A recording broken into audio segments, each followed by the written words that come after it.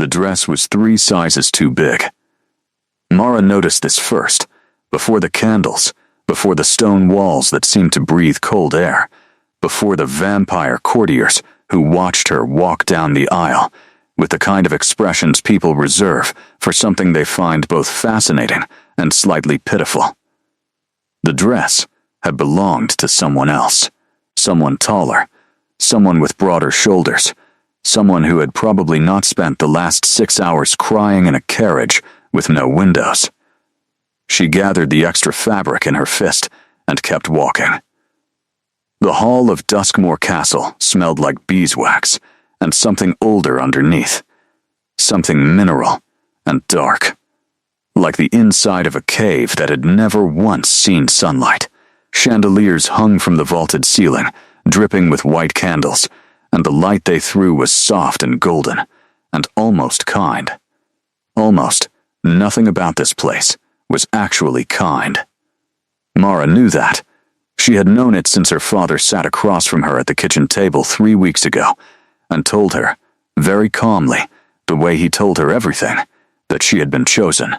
Chosen, as if it were an honor. She reached the end of the aisle. The priest, if you could call him that, some ancient creature in gray robes with fingers too long for his hands, gestured for her to stop. She stopped. She looked up. And there he was, Kael Devorian, the Vampire King, Lord of the Northern Reaches, sovereign of the Duskmore bloodline, ruler of something like 11 territories, whose names Mara had tried to memorize and immediately forgotten, because what did it matter? What did any of it matter when you were 19 years old and about to be married to a man who had been alive for 400 years? He was looking at her already. That was the thing nobody had warned her about. She had expected indifference. The stories always said vampires were cold, remote, that they treated human brides like paperwork, necessary and boring. She had prepared herself for indifference. She had not prepared herself for the way he was looking at her right now, quiet and careful, like she was something he was trying very hard not to frighten.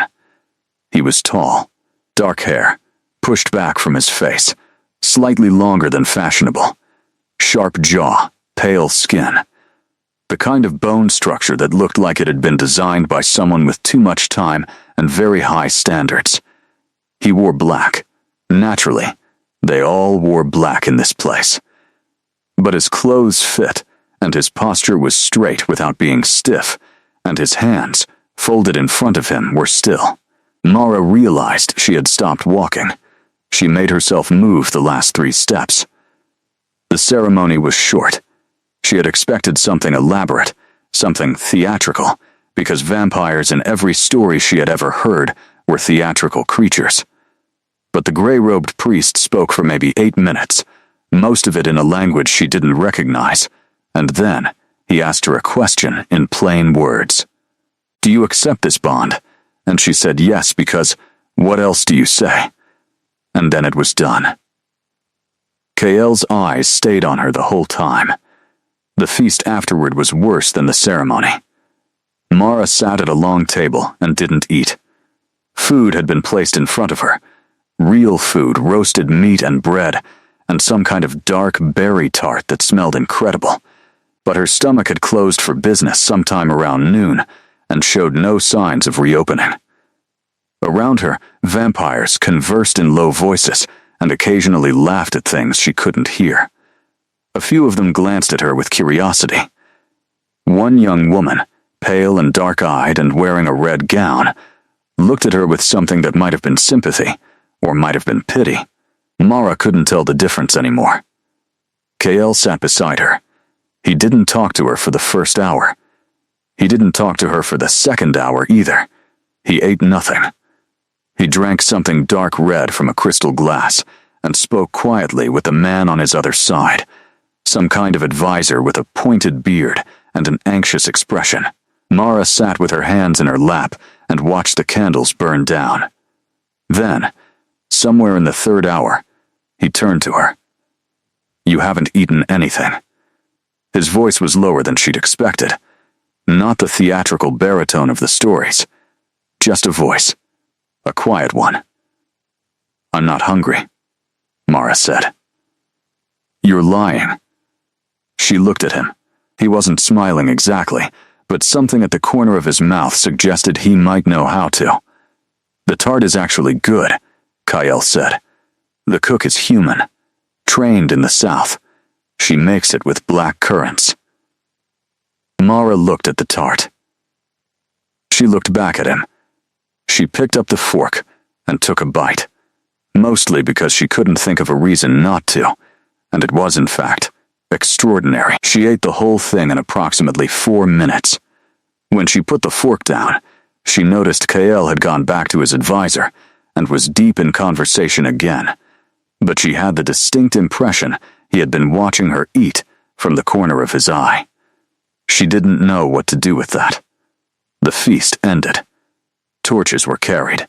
Someone played something on an instrument she didn't recognize, low and resonant, and the vampires danced in a way that was less dancing and more a series of slow, deliberate movements that made Mara think of chess pieces. She sat and watched and waited for someone to come tell her what happened next. Eventually, a woman appeared at her elbow. Human, Mara thought, from the warmth of her skin. Young, dark-skinned, wearing a gray dress and an expression of professional calm. "I'm Sarah," the woman said. "I'll take you to your chambers." Mara stood up too fast and had to grab the chair. Sarah didn't comment on this. She simply waited.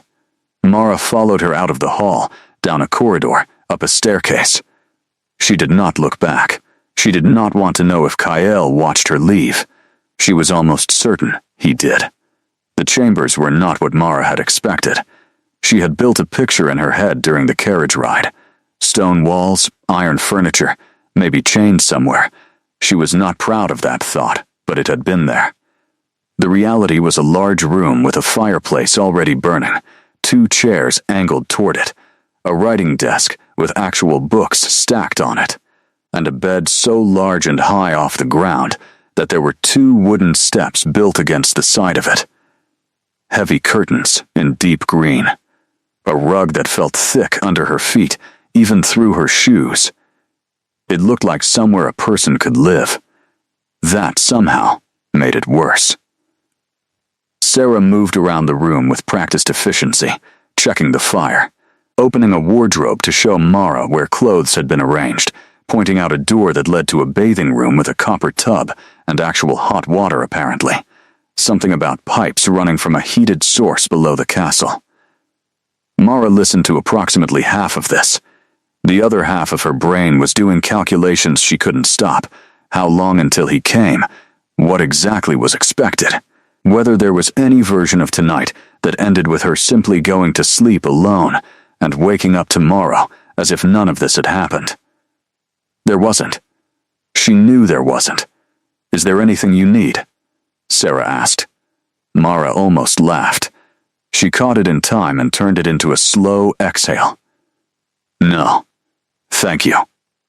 Sarah nodded. She moved toward the door and then paused, her hand on the frame, and looked back. Something in her expression shifted, became less professional and more human. "He's not what they say," Sarah told her quietly. "I've been here 2 years. He's not what the stories say." Then, she was gone, and Mara was alone. She stood in the middle of the room for a moment, not sure what to do with her hands. Then she sat in one of the chairs by the fire. Then she stood up again and walked to the window. The view was all dark sky and darker mountains. No lights anywhere except the faint silver smear of stars. She pressed her forehead against the cold glass and breathed. She was 19 years old. She had never been kissed. She had grown up in a village of 400 people, had spent the last 3 years helping her mother run a bakery, had learned to make bread and read weather, and identify 12 kinds of mushrooms by sight, none of which seemed like useful skills right now. Her mother had cried when they came to take her. Her father had not. She heard the door. She did not turn around immediately. She made herself count to 3, which was a small and stupid act of courage, but it was all she had. When she turned, Kyle was standing just inside the room. He had changed out of the formal black coat into something simpler, darker shirt. No adornments. He looked less like a king and more like a man, which was somehow more unsettling, not less. He looked at her standing by the window. He looked at the chair she had abandoned. He looked at her hands, which she realized she was clasping together in front of her like she was about to ask for something. "You're frightened," Kyle said. It wasn't a question. "Yes," Mara said. No point in lying. He had already caught her in one lie tonight. He nodded slowly, like this was information he was filing away. He crossed to the other chair, the one farther from the fire, and sat down. Not on the bed, not moving toward her. Just sat down, leaned back, stretched his legs out slightly, and looked at the fire. "Sit down if you want," Kale said. "Or don't. You don't have to do anything right now." Mara stared at him. "I'm not going to." He started, then stopped. Tried again. "Nothing is going to happen tonight that you don't want to happen.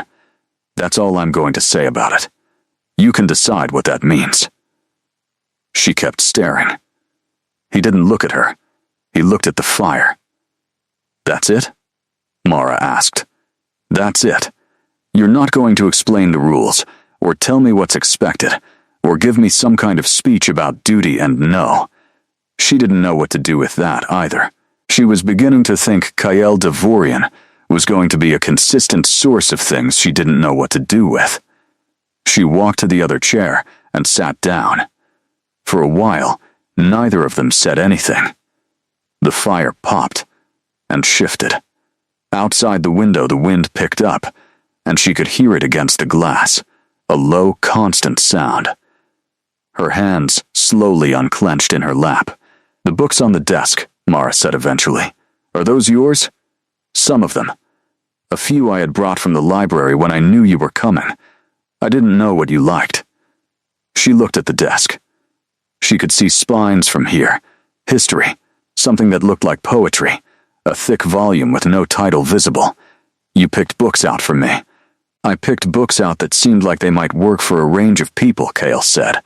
"It wasn't personal. I didn't know anything about you." "Do you know anything about me now?" He was quiet for a moment. "You don't like being lied to. You're braver than you think you are. And you really enjoyed that tart." Mara looked at him. He was still watching the fire, but she saw it now, that almost smile again, the one that lived at the corner of his mouth like it was waiting for permission. She didn't smile back. But something in her chest loosened by exactly 1 degree. She slept in the bed. Kyle slept, or did whatever vampires did that passed for sleep, in a chair. She woke once in the night and saw him there, completely still, eyes closed, and felt a complicated mixture of relief and guilt that she couldn't entirely explain even to herself. In the morning, Sarah came with breakfast, and the quiet information that Kyle had already been in meetings since before dawn, apparently some territorial dispute in the eastern reaches that required his attention. Mara ate her breakfast at the writing desk and looked at the books. She picked up the one with no title on the spine. Inside it was a collection of old maps, hand-drawn, of territories that no longer existed under those names. She sat and looked at it for an hour. Nobody came to tell her what to do. This was, she realized slowly, its own kind of problem. She had expected captivity to feel like captivity.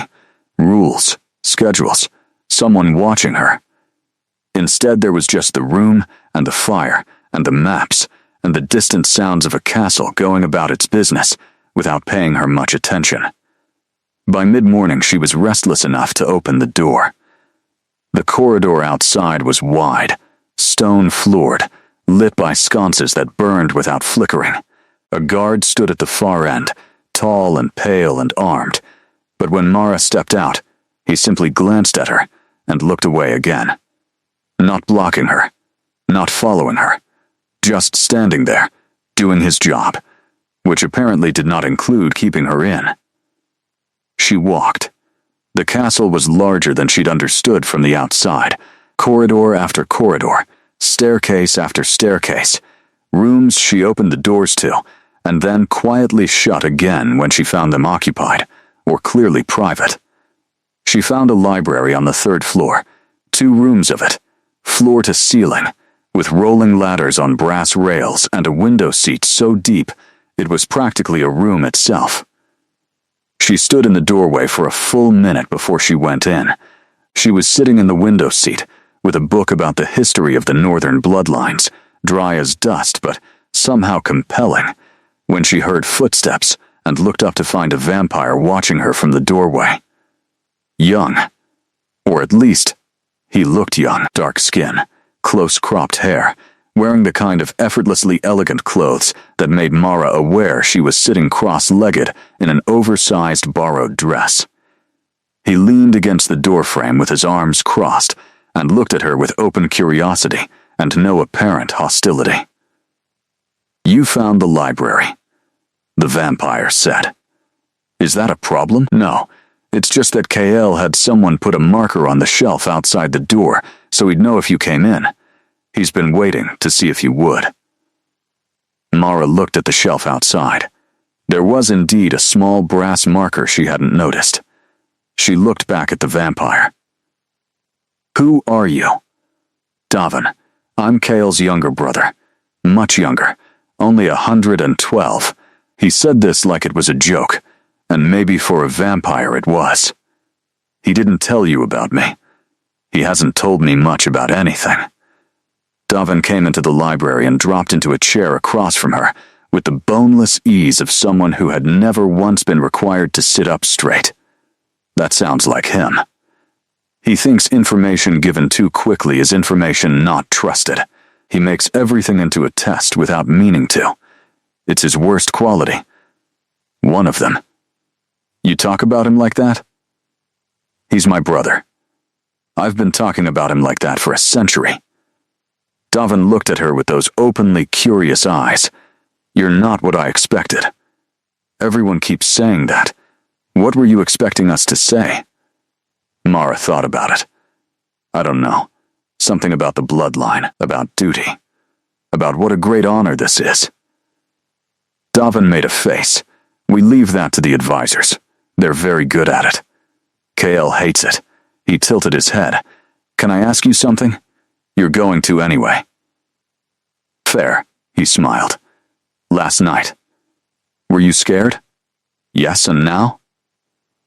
Mara looked out the window at the gray morning sky, the mountains in the distance, the way the light hit the snow on the peaks and turned it briefly gold before the clouds moved and swallowed it again. "Now I'm something else. I don't have a word for it yet." Davin nodded like this was a perfectly reasonable answer. "He didn't sleep last night, by the way. He sat in that chair all night. I know because I checked." He paused. "He was making sure you were safe. That's what he does when he doesn't know what else to do." Mara didn't answer. She looked at the book in her lap. "He's not warm," Davin continued. "He doesn't do the soft things easily. He never learned how. But he's never once in 100 years done something that wasn't aimed at protecting someone he considered his responsibility." A pause. "He considers you his responsibility.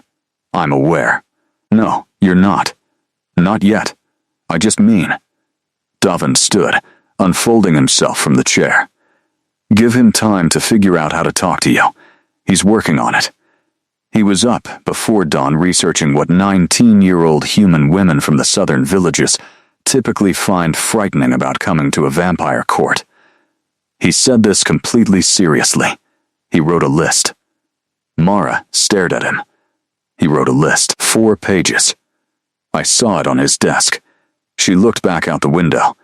The gold on the mountain peaks was gone now, swallowed by cloud, but she kept looking at where it had been. "Thank you," she said quietly, "for telling me. Davin was already at the door. Don't tell him I told you. He'll be insufferable about it." Then, He was gone, and Mara sat alone in the library with a book about bloodlines in her lap, and the strange, fragile, completely unexpected feeling of something beginning. Kael found her in the library that evening. She heard him before she saw him.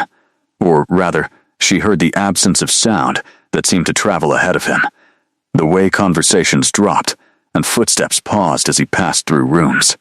Then he was in the doorway, still in the clothes he'd worn to meetings, looking tired in a way that wasn't quite the same as human tired. Something around his eyes, something in the set of his shoulders. He saw her and stopped. "You found the library," he said. "Your brother told me you put a marker on the shelf." A pause. He talks too much.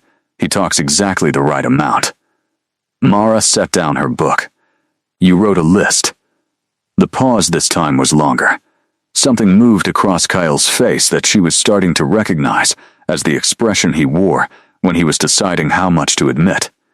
"That's private." 4 pages, apparently. He came into the library and sat in the chair Davon had used, which Mara was beginning to think of as the visitor's chair. He didn't answer immediately. He looked at the shelves instead, all those spines in the low evening light. "I didn't want to make it worse," Kael said finally. "Last night.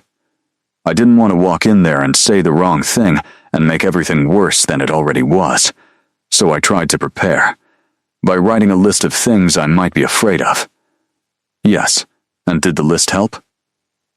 He looked at her then, direct, the way he'd looked at her during the ceremony, that careful quality like he was trying very hard to be precise. "I don't know yet." "Did it?" Mara thought about the night before. The chair by the fire. The way he'd said nothing is going to happen tonight that you don't want to happen, and then actually meant it. The way he'd sat across from her and watched the fire, and let her be afraid without making her feel stupid for it.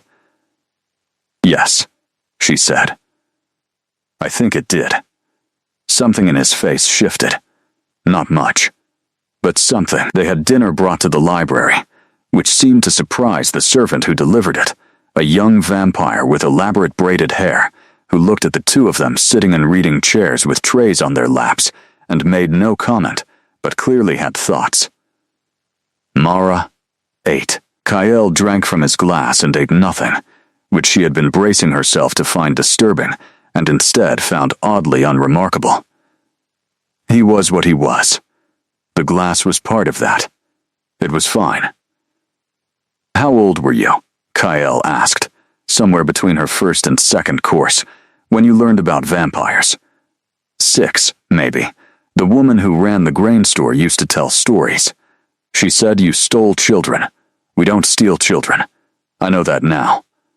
Mara looked at him. "What did you think humans were when you were young? What were you told?" He was quiet for a moment. "Fragile," he said. "That was the word my father used. He meant it as a warning, I think. That humans were fragile and temporary and not to be relied upon. That we should keep our distance. And do you believe that?" "I believe some of it." He looked at his glass. "You are fragile, in certain ways. That's just true. It's not an insult." He paused. "But my father was wrong about the other parts." "What parts?" "That fragile means weak, and that temporary means not worth knowing." Mara looked at him for a long moment. He was looking at the glass, not at her, which made it easier to look at him properly. The sharp angles of his face, the darkness under his eyes that came from centuries of governing instead of sleeping, the hands that were still again, always still, like he had learned long ago that stillness was a form of control. "Can I ask you something?" she said. "Yes, why me?" "Specifically, there must have been other options, other families, other girls." He set down his glass. There were. 12 families were considered. 3 were selected as final candidates, and you chose me. The council recommended another girl, older, better connected, from a family with historical ties to the bloodline. He paused. I saw the files. Photographs, brief summaries of each candidate. Mara waited. Yours said that when the census official came to record the household, you made him tea and argued with him for 40 minutes about an error he'd made in the district records 3 years earlier, and that you were right. Something at the corner of his mouth. I thought that was interesting. She stared at him. You chose me because I argued with a census official. I chose you because you weren't afraid of being right. He picked up his glass again. That's rarer than you'd think. In anyone, human or otherwise. Mara didn't know what to say to that. She looked down at her plate, at the food she'd been eating, at the ordinary, unremarkable fact of dinner in a library with a vampire king who had apparently read her census file and thought she was interesting. This is very strange, she said. Yes, I didn't expect it to be strange in this particular way. What way did you expect? She thought about it. Frightening, but in a simpler direction. I expected to be scared of you. I didn't expect to be. She stopped. Confused? He offered. I was going to say curious. He looked at her then, and the almost smile was there again, fuller this time, almost an actual smile, and Mara felt it land somewhere in her chest with a small and significant weight. That, Kale said quietly, is the best thing you've said to me since you got here. The days settled into a shape she hadn't expected. Mornings alone, reading or walking the grounds with Sarah, who turned out to be funny in a dry, understated way that Mara appreciated. Afternoons that varied. Sometimes she was summoned to some formal thing. A meeting with the castle steward about household arrangements. A brief and awkward introduction to a group of vampire nobles who looked at her the way you look at something your friend has bought that you're not sure about. Sometimes she had no obligations at all and simply existed in the castle like a person who lived there, which was the strangest feeling of all. Evenings were Kale. Not always. He had duties that ran long, nights when he didn't appear until she was nearly asleep, and she heard him settle into the chair across the room, and then in the morning he was already gone. But most evenings he found her, wherever she happened to be, and they talked. They talked about everything. She told him about the bakery, about her mother's hands, rough and flour white, about the particular smell of bread proving in a warm kitchen before dawn. He told her about the Eastern territories he'd been dealing with, a boundary dispute 3 generations old that everyone had strong feelings about and nobody wanted to actually resolve because the conflict had become more important to them than the land. He talked about governance the way she talked about bread, like it was something you had to understand from the inside, not just the recipe, but the feel of it, when to push and when to leave it alone. She started to see how his mind worked. The way he approached problems sideways, never directly, always looking for the angle nobody else had considered. The way he listened. Actually listened. Not waiting for his turn to talk, but paying attention with his whole face. That stillness of his suddenly making sense, because he was using all of it to hear her. It was 10 days in when she realized she was starting to look forward to evenings. She didn't tell anyone this. She wasn't sure what it meant yet. She filed it away, and kept looking forward to them quietly. The way you keep something small and possibly fragile in your pocket, not showing anyone until you know it's real. The trouble came on the 11th day. It arrived in the form of a woman named Isadora, who appeared at dinner without warning, and sat 3 seats down from Kael, with the ease of someone who had sat in rooms like this 100 times before. She was vampire, obviously, dark-haired, white-skinned, with the kind of beauty that was less like a face and more like a weather event.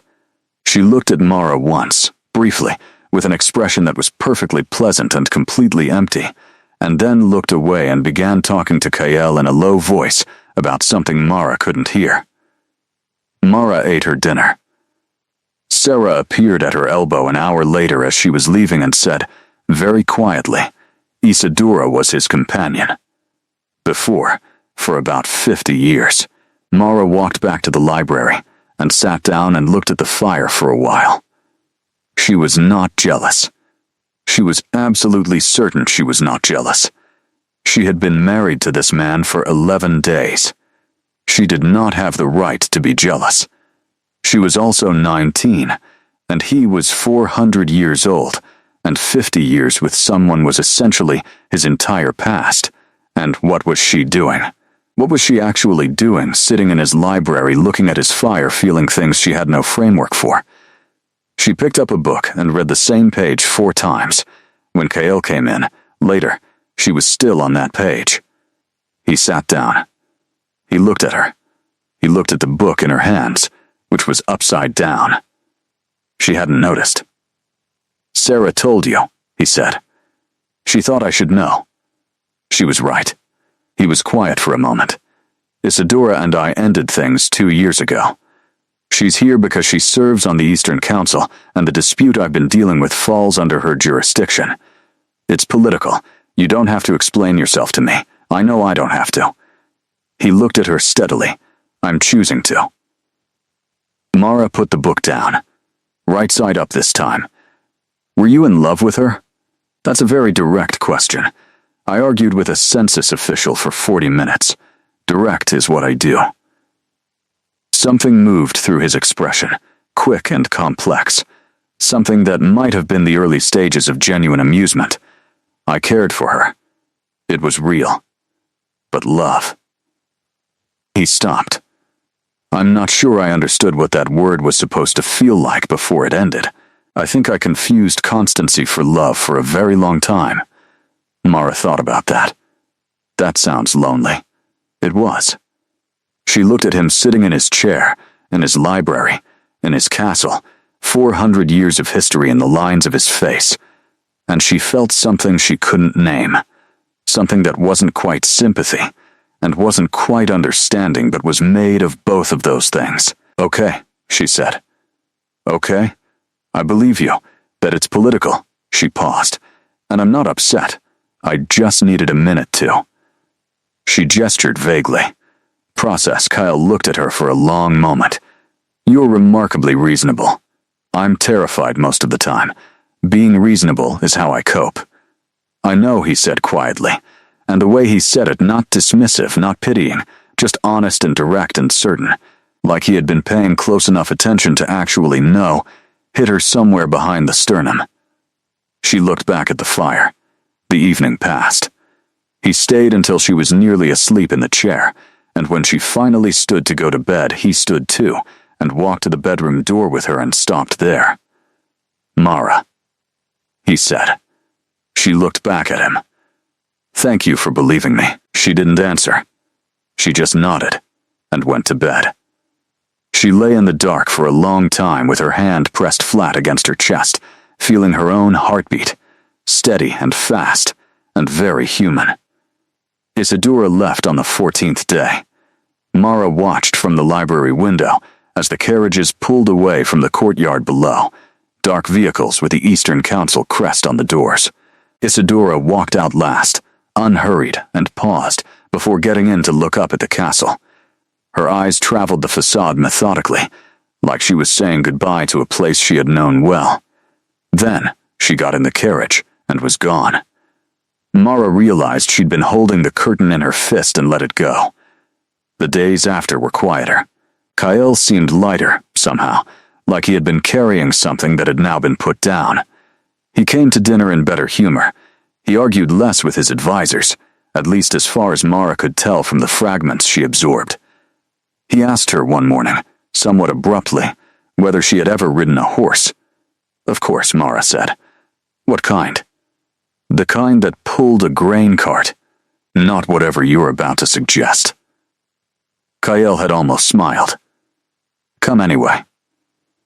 The stables were on the eastern side of the castle grounds, a long, low building that smelled of hay, and something warm and alive that made Mara's chest loosen in a way she hadn't expected. Her village had smelled like this, old familiar smell of things that breathed and ate, and didn't care about politics or bloodlines. Kyle's horse was enormous.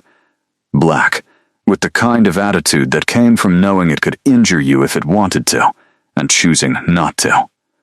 It pushed its nose against Kyle's shoulder the moment they got close, and he put his hand up to its face without looking. Automatic. The gesture of someone who had done it so many times it didn't require thought.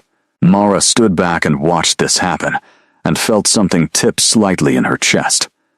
Her name is Sable, Kyle said. She's 40 years old. Extraordinary by horse standards. She looks at you like she owns you. She does, a bit. He stroked the horse's nose. She belonged to my mother. Mara looked at him.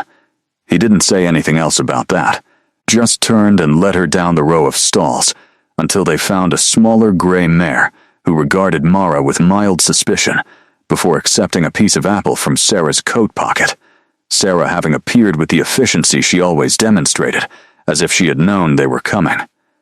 They rode out through the castle gates into the open ground beyond, just the two of them. The guards watched from the walls but didn't follow.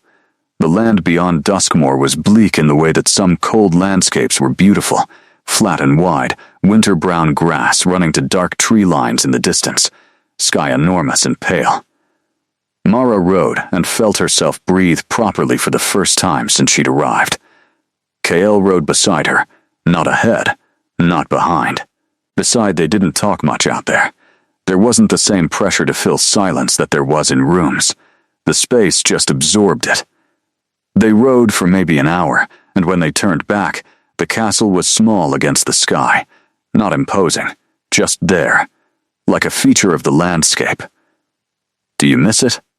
Kael asked. Your village.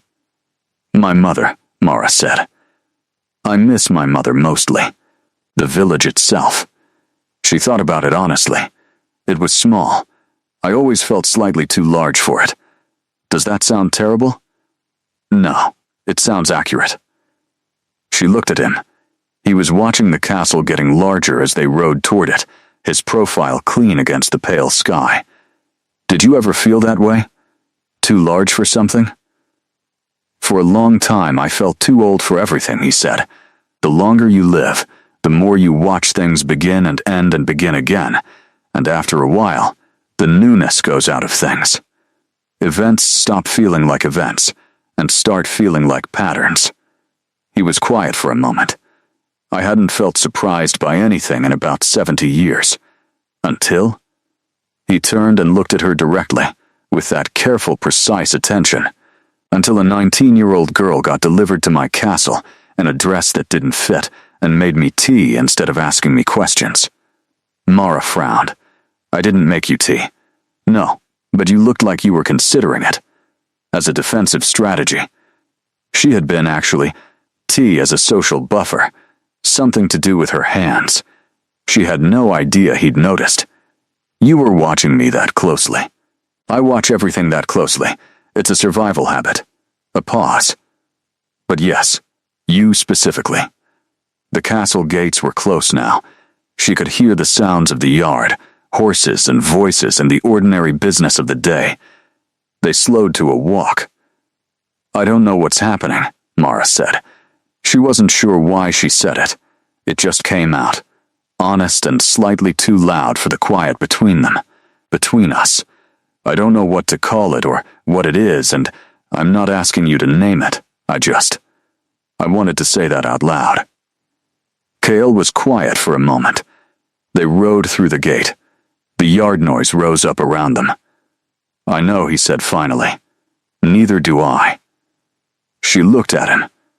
He was already dismounting, one fluid movement, and then he was beside her horse, and she slid down, and his hands came up to help, catching her waist for just a moment before she found her footing.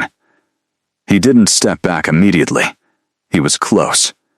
Closer than he usually allowed himself, and she could see the ring of darker gray at the edge of his eyes that she had started looking for, without realizing she had started looking.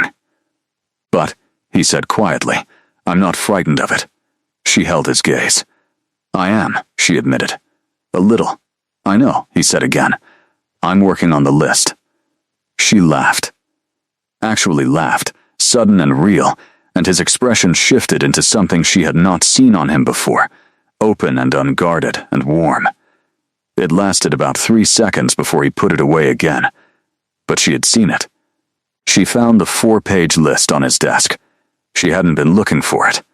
She had come into his study to return a book she'd borrowed from the shelves in there, and the list was simply sitting on the desk, not hidden, not face down, just there among the papers and maps and correspondence that always covered every surface he worked at.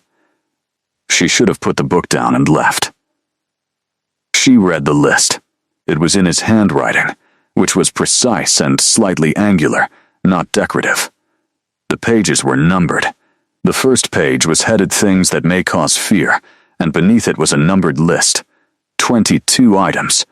Things like unfamiliar dietary customs, which she understood was about the blood, and absence of sunlight, and its effect on sense of time and proximity to supernatural ability without context.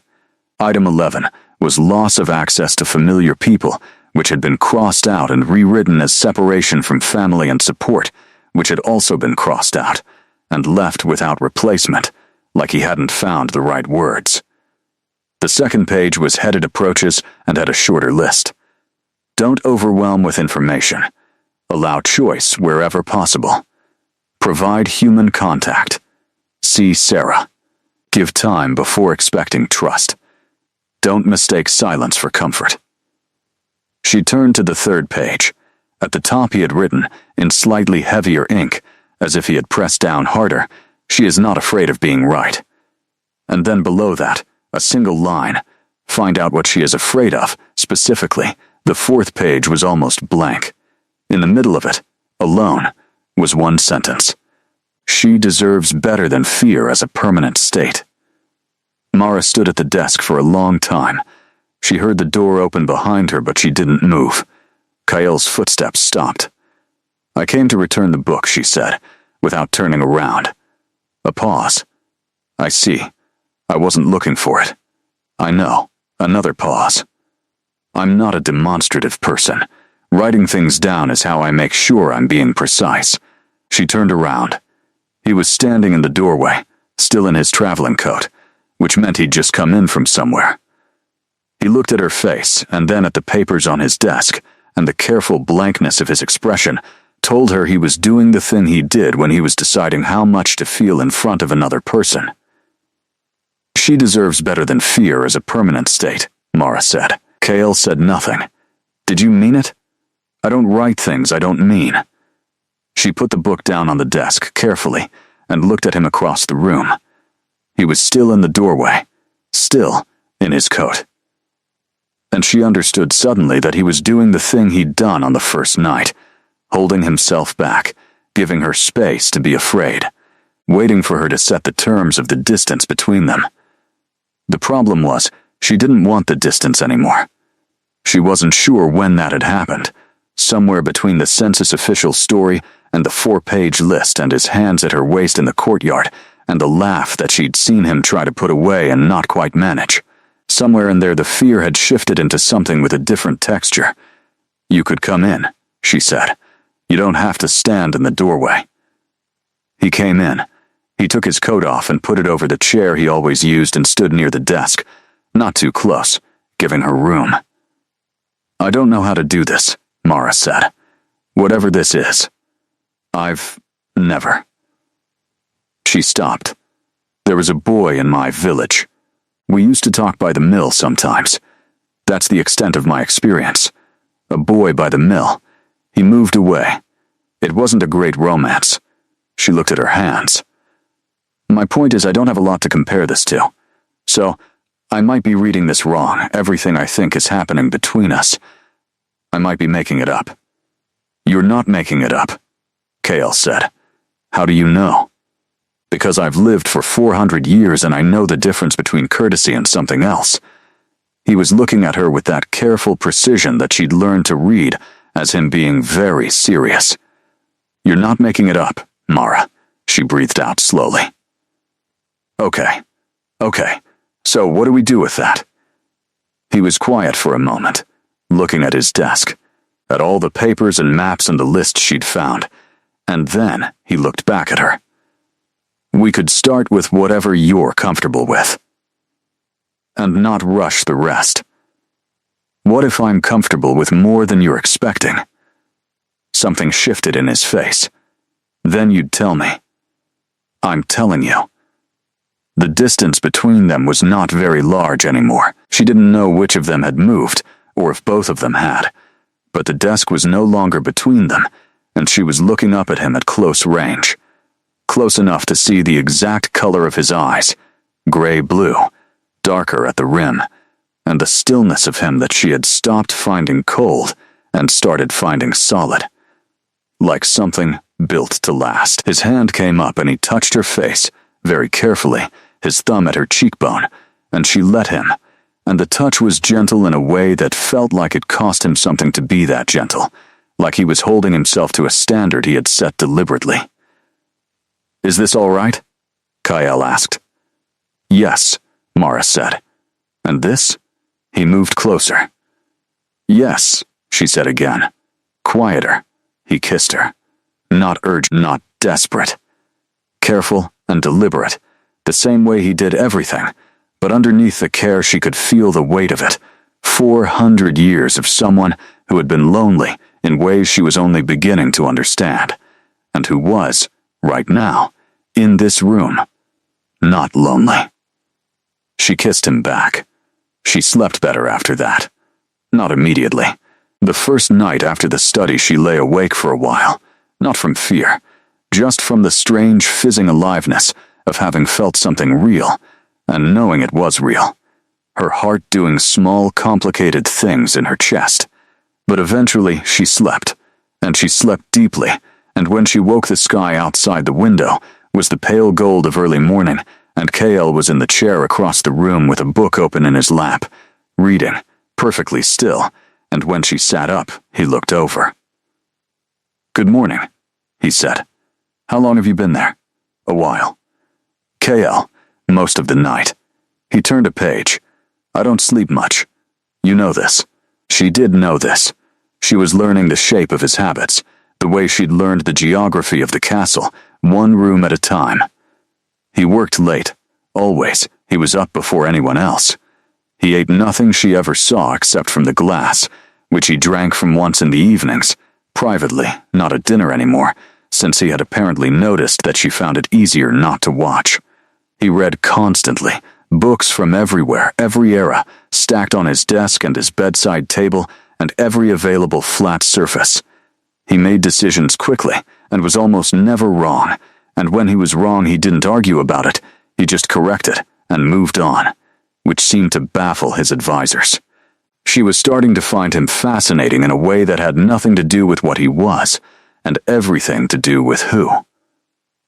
Davin came for breakfast that morning, appearing at the table with his usual boneless ease, and looking between the two of them with eyes that missed nothing. Something's different, Davin said. Nothing's different, Kyle said, in a voice that confirmed that something was. Davin looked at Mara. She looked back at him calmly. She had learned that the best response to Davin was to give him as little material as possible, because he was creative with what he had. Davin said, and ate his breakfast with a smile he was clearly trying to suppress, and not entirely succeeding. After breakfast, Kyle had meetings. He always had meetings. He disappeared into the part of the castle that was all conference rooms and formal offices, and came back in the evenings carrying the particular exhaustion of someone who had spent all day making decisions that affected thousands of people, and found it wearing, even after centuries. Mara spent the morning with Sarah and the afternoon in the library, and was just starting to feel the edge of restlessness that meant she'd been still too long when the door opened, and KL appeared at 4 in the afternoon, which was not his normal time. He looked tired, more than usual. He sat down in the visitor's chair and put his head back and closed his eyes. Mara looked at him. Bad day? The Eastern Council sent new representatives, worse than the last ones. He didn't open his eyes. They wanted concessions I can't make without setting precedents that would take decades to unpick. I said no in 7 different ways, and they wanted an 8th. Did you give them an 8th? No. I showed them out. A pause. Diplomatically, what does that mean? It means I was polite about it. He opened one eye. I'm always polite. It's more effective than the alternative. She believed this absolutely. There was something in the way Kael was quiet, in the complete control of his stillness, that suggested the alternative was something you did not want to see. She got up and went to the small cabinet in the corner where Sarah kept, among other things, tea things. Mara had requisitioned these approximately a week in, because there were limits to how long a person from the south could survive without proper tea. She put the kettle on the small iron hook over the fireplace and got the cups and measured the leaves, and when she turned back around, Kael was watching her with both eyes open. What? She said. Nothing. He looked at her a moment longer. I've never had anyone make me tea before. You can't drink tea. I know that. She understood then. It wasn't about the tea. She turned back to the kettle. Well, she said, someone should. Neither of them said anything else while the water heated. She made the tea, strong, the way she liked it, and brought the cup to him, and set it on the table beside his chair. He looked at it. He looked at her. Thank you, he said, and meant something larger than the words. She sat back down in her chair and tucked her feet up underneath her and opened her book. He picked up his own book from somewhere. He always had one within reach, and opened it. The fire settled. The light outside the windows went from gold to gray to the deep blue of early evening. They sat and read, and didn't talk, and it was the most comfortable Mara had felt since she arrived. At some point he reached over without looking up from his page, and set his hand over hers where it rested on the arm of the chair. Just his hand over hers, warm for him, but cool against her skin. She turned her hand palm up, and his fingers threaded through hers, natural and unhurried, like this was something they had always done. She kept reading. He kept reading. Outside, the first snow of the season began to fall, white against the dark sky, and inside the library the fire burned steady, and the tea went cold in the cup, and nobody moved to change anything, because everything was, for that hour, precisely right. The snow changed the castle. Not dramatically, but the light came in differently through the windows, reflected and doubled, and the sounds from outside were muffled, so that the interior of Duskmore felt smaller and quieter and closer. Mara found she liked it. Winter had always been her preferred season. Her mother called it proof that she was contrary. She thought about her mother more in the snow. She wrote letters. She had been writing them since the 2nd week, leaving them with Sarah, who forwarded them through the castle's courier system to the south. She didn't know how long they took to arrive, or if they arrived at all, but she wrote them anyway, telling her mother about the library, about Sarah, about Davon, who reminded her a little of the baker's son from home, except immortal and with better clothes. She didn't write about Kael directly, not yet. She wasn't sure how to put it into words her mother would understand. She was writing one such letter at the desk in the bedroom when the knock came at the outer chamber door, and she called out, "Come in," and it was not Sarah. It was a woman she hadn't seen before. Tall, vampire, older in the way that vampire oldness expressed itself, not in lines or gray hair, but in the way she moved, the absolute economy of it, nothing wasted. She wore dark blue, and her silver hair was pulled back simply, and she stood in the doorway and looked at Mara with eyes that were very like Kael's in color, if not in expression. "You're Mara," the woman said. "Yes, I'm Yvain. Kael's mother." Mara put down her pen very carefully. Yvain came in and sat in the chair by the window with the composure of someone who had sat in many rooms and found all of them equally unimpressive. She looked at Mara with direct, assessing eyes, and Mara looked back and tried to find something useful to do with her hands, and failed. "He didn't tell you I was coming," Yvain said. No, he didn't tell me he'd become. She paused, selecting her word. Attached, she said it neutrally, which was worse than if she had said it with disapproval. I came to see for myself. See what, specifically? Yvain's eyes sharpened slightly. Why a 19-year-old girl from a grain village has my 400-year-old son writing lists. Mara held her gaze. He told you about the list. Davin told me about the list. Davin tells me everything. It's his best and worst quality. Yvain was quiet for a moment. Kael has never written lists about people. He writes lists about problems, territory disputes, supply failures, political complications. A pause. He wrote 4 pages about how not to frighten you. I know. I read them. Something moved in Yvain's expression. Not quite surprise. More like recalibration. And I thought it was the kindest thing anyone had ever done for me, Mara said. That's all. Silence. Yvain looked at her for a long moment.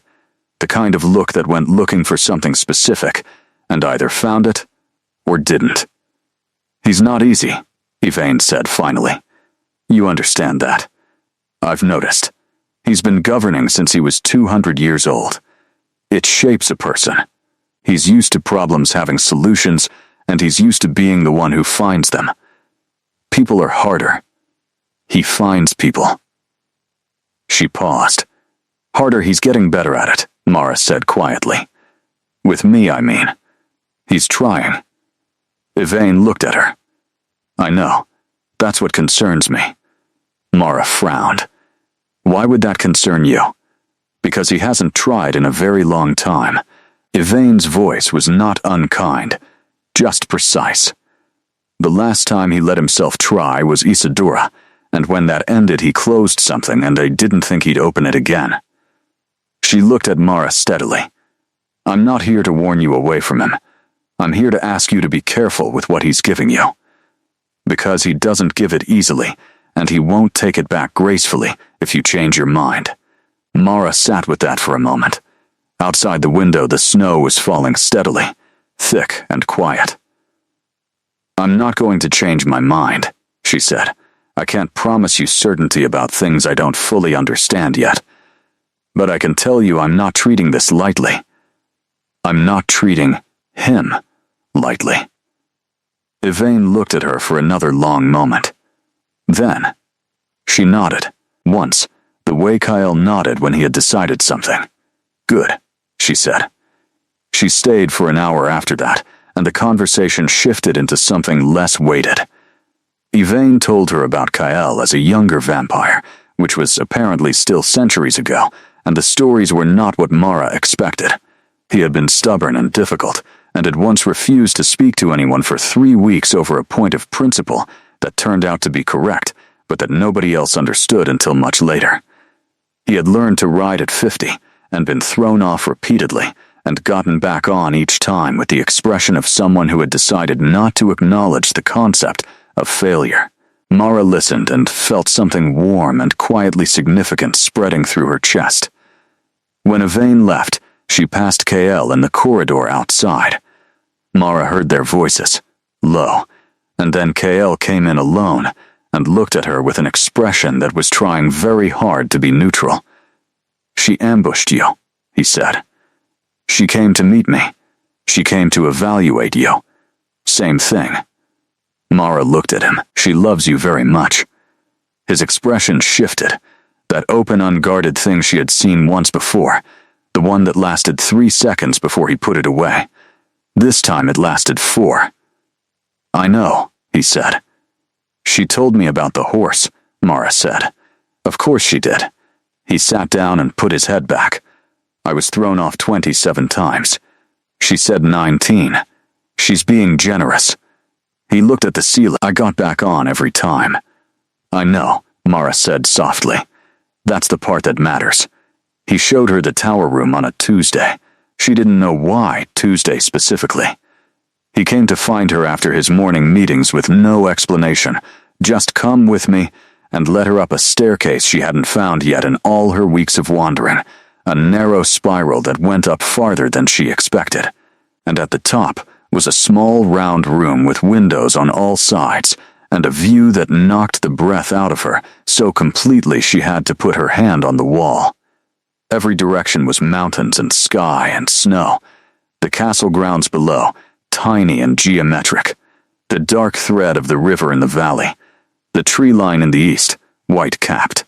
In the far distance, barely visible, the gray smudge of something that might have been another settlement. "My mother found this room," Kael said, behind her, "when she first came here. She spent a lot of time up here, early on." Mara understood that. She felt it in the room, something that had absorbed the presence of someone who had needed to see a horizon. "She came here the same way I did?" Mara asked. "Chosen? Yes, different era, different circumstances, but yes." He came to stand beside her at the window. "She told me once that the first month she only came up here, that this was the only place she felt like herself." "Did it get better?" "For her? Yes," he was quiet. "She told me that too. Eventually she stopped needing the tower and started feeling like herself everywhere." A pause. "It takes time." Mara looked out at the mountains. The snow on the peaks had that particular quality of stillness that meant it had been there a long time and intended to stay. "How much time did it take her?" "She didn't give me an exact number. She said it was different for everyone." He looked at her profile. "She said it helped to have someone who wasn't trying to rush it." Mara turned and looked at him. He was watching her with that careful attention that she had stopped finding unnerving and started finding steadying. Like whatever he found when he looked at her, he was not disappointed by it. "Is that why you brought me here?" she asked. "The tower? I brought you here because I wanted you to have it, the same way she did. A place that's yours, where you can." He paused, looking for the right word. "Breathe." She looked at him for a moment. Then she looked back out the window at the enormous, quiet landscape. "Can I tell you something?" she said. "Yes, I'm not as frightened anymore. Of this." She gestured, meaning all of it. The castle, the life, him, that surprised me.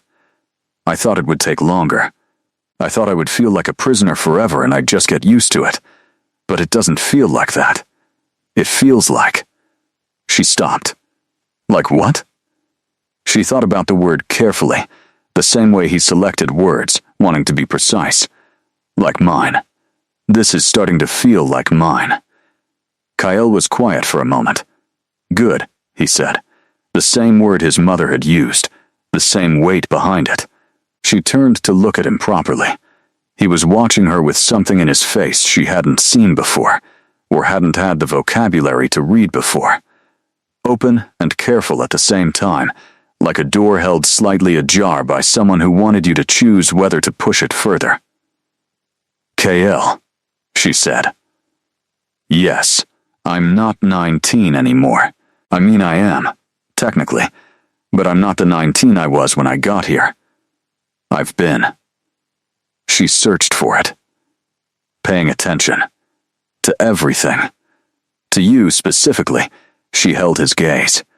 "And I don't want to wait anymore for something I'm already certain about."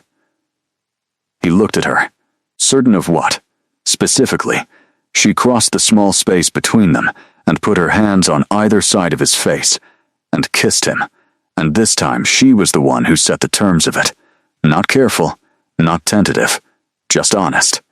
And after a moment, his arms came around her, and he kissed her back with all the weight of someone who had been holding something back for a long time and had been given permission to stop. When they broke apart, his forehead came down to rest against hers. "You're going to give me a list," she said, "about this, aren't you?" She felt his exhale, warm against her face, and it was the closest thing to a laugh she had heard from him in a long time. Possibly how many pages? That depends entirely on how long we stand here. She laughed, real and sudden. His arms tightened slightly around her, just briefly, like a reflex. They stayed in the tower for a long time after that. She sat in the windowsill, and he stood beside her, and they talked, and sometimes didn't talk, and the light moved across the snow in the valley below, hour by hour, the long, slow progress of a winter afternoon. She told him about her mother's bread, the specific smell of it, the way her mother sang while she worked, always the same 3 songs in rotation. He told her about the first time he had seen snow fall, centuries ago, in a country that no longer existed under that name, and how it had seemed impossible to him that something so fragile could fall that far and survive. She thought about that later, the fragile thing that fell and survived. He walked her back down the tower stairs when the light was going, and at the bottom in the corridor, he held her hand, which was new. He had never done that in a corridor where anyone might see, only in private. She looked at their hands, and then at him. He was looking straight ahead, expression composed, but his thumb moved against the back of her hand once, quietly, like punctuation. She understood. She held on. The night it changed was not a dramatic night. There was no storm, no ceremony, no particular occasion. It was an ordinary evening in the library. Fire burning, books open, the snow outside reduced to a light sifting that caught the light from the windows and vanished. Mara had been reading the same page for 20 minutes without absorbing a word. Kyle had been writing letters at the desk in the corner, the scratch of his pen steady and rhythmic, and eventually she stopped pretending to read and just listened to it. He looked up. "You've been on that page for a while," he said. "I'm a slow reader. You're the fastest reader I've ever seen." He set down his pen. "What are you thinking about?" She looked at him. He was in his ordinary evening clothes, dark shirt, no coat, ink on his left hand from where he always held the pen too tight. He looked like himself. Just himself. And that was exactly it, she realized. That was precisely what she had been sitting there for 20 minutes understanding, without knowing she was understanding it. He had become the most familiar thing she had. Not the library, not Sarah, not the tower room. Him, the particular way he held his pen. The small furrow between his eyebrows when something bothered him. The almost smile, and the 4-second openness, and the lists, all that careful preparation that was just another word for caring. "I think," she said slowly, "that I love you." The pen was on the desk. His hands were still. He looked at her with an expression that was doing several things at once, and she watched all of them. The initial surprise that was quickly replaced by something much larger and much quieter, and then the thing underneath all of it. The thing she recognized, because she had been watching his face for weeks now, and had learned to read what he kept underneath. Relief. Enormous and unguarded. He got up from the desk and crossed the room and sat beside her. Not across, beside. And when he took her hands in his, she felt the slight coolness of them that she had stopped noticing somewhere around week 3. "I wasn't going to say it first," he said quietly. "I know. I was trying to give you time. I know that too." She looked at their hands. "How long have you known?" "For you." He thought about it with the seriousness he brought to everything. "The list," he said finally. "The night I sat down to write it. I was trying to think about your fears, and I kept getting distracted by..." He paused. "By not wanting you to be afraid. Not as an abstract duty. As something that mattered to me personally." He looked at her. I think it was then. That was before she had even spoken properly to him. Before the census story. Before the library. Before everything. She did the math, and it made her chest ache in the best possible way. "Kale," she said. "Yes, I'm still scared sometimes. Of the length of time. Of what it means that you'll be here in 200 years and I won't be. Of whether I can be what this life needs me to be." She held his gaze. "I want you to know I'm not saying it because I've stopped being scared. I'm saying it because it's true, at the same time as the fear." He turned her hands over in his, looking at them. "I've been scared too," he said, "of caring about something fragile again, of doing this wrong, of—" He stopped, then continued, quieter, "of you leaving and me having let myself." Another stop. "I'm not saying it well. You're saying it perfectly. I'm saying it accurately, at least." He looked at her. 400 years and I still don't have good words for this. You wrote 4 pages. Those were notes. These are words." He exhaled.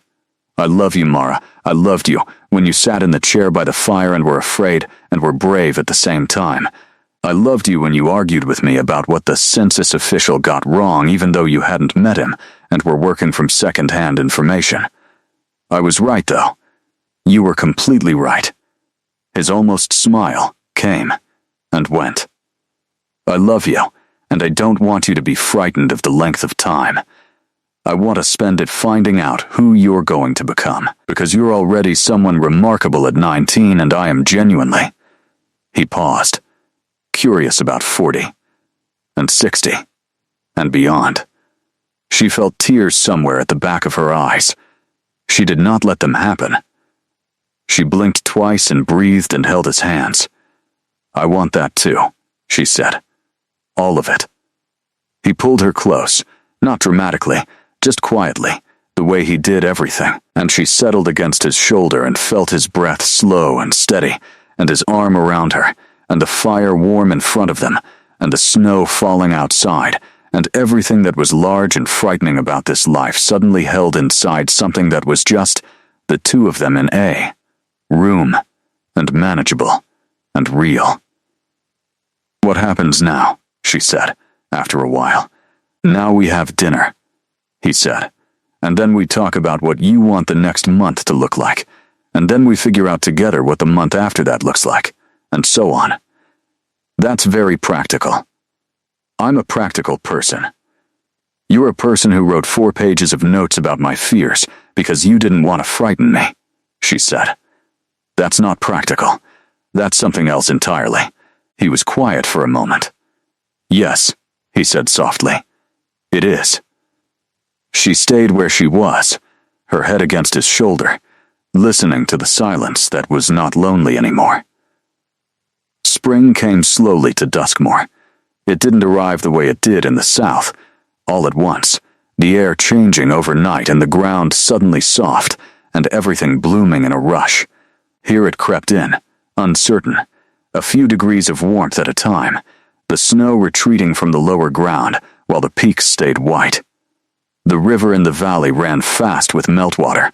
The first green appeared in the castle grounds, and Mara stood in the courtyard one morning and put her face up to actual sun for the first time in months, and felt it on her skin, like a greeting from something she had not realized she missed. 6 months since the carriage. 6 months since the dress that didn't fit, and the hall that smelled of beeswax, and the man at the end of the aisle who looked at her like she was something he was trying not to frighten. She had changed. She knew it. Not in ways she could always see directly, more in the feeling of herself in space, the way she moved through the castle like it was hers, the way she sat at the formal table and could hold a conversation with any vampire present without the cold sweat she had barely concealed in the early weeks. Sarah had noticed. Davin had noticed, loudly, and told her she was terrifying, which she took as a compliment. Kyle had noticed. He didn't say it directly. He showed it in the way he had started asking her opinion on things, not just personal things, but political ones, small ones at first. What did she think the Eastern Council was actually after?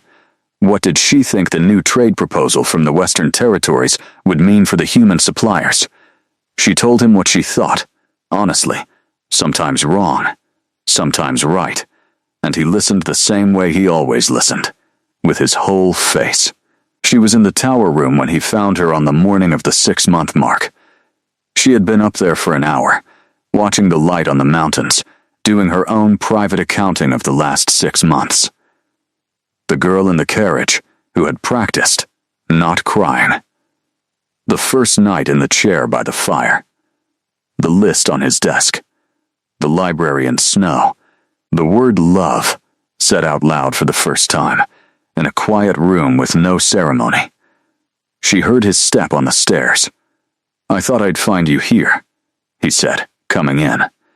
"It's a good morning for it." He came to stand beside her at the window, looking out at the same view, the mountains lightening as the sun climbed, that temporary gold on the snow that disappeared when the clouds moved. She had watched for it every clear morning since he'd brought her here. She had started to think of it as hers. 6 months, Kyle said. "I know. Is that strange to say?" She looked at him. He was watching the mountains.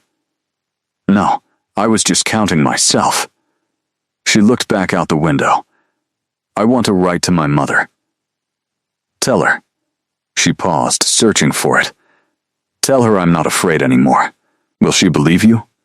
"No. She'll think I'm protecting her." Mara smiled at the mountains. "But I'll know it's true, and eventually she'll see it when she visits." He turned to look at her. "She's confirmed for next month." "I know." She stopped. Found the right word. "Excited. I want her to see this. I want her to see you. She'll evaluate me," he said. "Like my mother evaluated you. Yes, and you'll write a list about it." His exhale was almost a laugh. Already started. She turned to him. "How many pages?" 2. She's from a grain village in the south. She runs a bakery. She raised a daughter who argues with census officials. I feel reasonably prepared. He looked at her. "You, I was not prepared for." "Is that a complaint?" "It's an observation." His eyes on her face were warm, the way they were now in private, the warmth he didn't bother to contain anymore, because she had told him plainly she wanted to see it. "You were supposed to be a human bride from a respectable family. An arrangement with clear terms, a manageable addition to a complicated life. And instead?" "And instead," he said, "you read the list." She laughed. He smiled. The real one, the full version, the one that changed his face so completely that Davin said it was honestly alarming when it appeared. She had gotten good at making it appear. He reached over and took her hand, easy and familiar now, and they stood at the window together in the light. "I want to ask you something," Kyle said. "Ask." "The bond. The one that brought you here. The terms were 1 year. You know that. The year ends in 6 months. She knew. She had known since the beginning. 6 more months and the formal arrangement ended, the legal obligation dissolved, and she was free to leave or stay as she chose. "I'm aware," she said. "I'm not asking you to decide now. I'm not asking you to decide at all, until you're ready. But I want you to know that whatever you decide, the answer won't change anything about." He paused. "About what this is. Between us." She looked at him. "You're worried I'll leave. I'm not worried He stopped. "I'm aware it's a possibility, and I want you to know it doesn't change how Another stop. "I'm not holding what I feel contingent on the outcome." She looked at their hands, his pale and cool and steady. Hers warmer, slightly ink-stained. She had been writing letters all morning. "Kyle," she said. "Yes, I'm not leaving." He was quiet. "I'm not saying it because I think you need reassurance," she continued. "I'm saying it because it's true, and I want you to have the true version of things, the same way you gave me the true version from the beginning." She looked up at him. "This is home. You are home. I figured that out about 3 months ago, and I've been waiting for the right moment to say it." He looked at her for a long moment. "That was the right moment," he said. She squeezed his hand, and he squeezed back, and outside the clouds shifted, and the gold came back to the mountain peaks, brief and brilliant, and they stood there together in the light of a new season at the top of a tower that had always been about surviving until you didn't need to anymore. She didn't need to anymore. She was exactly where she was supposed to be, standing in a too large world that had slowly become the right size, holding the hand of a 400-year-old vampire king who wrote lists because he loved her and didn't yet have better words, and she thought that was, in the end, more than enough. It was everything. If this story made you feel something real, follow for more. New stories every week.